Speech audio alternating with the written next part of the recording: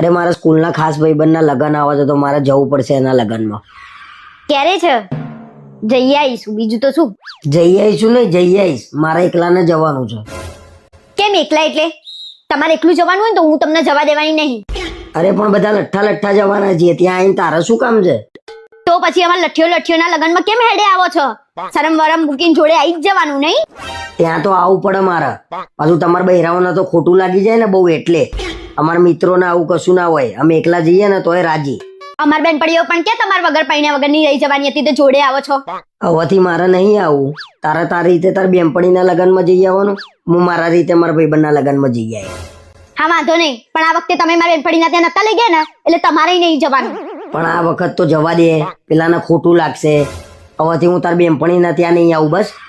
ભલે ને ખોટું લાગે ને, તમારે મારા જોડે સંબંધ વધારે છે કે ત્યાં, અને મારા બેનપણીના ત્યાં જવાનું થાય ને તો તમારે ગેટ સુધી તો મૂકવા આવવું જ પડશે.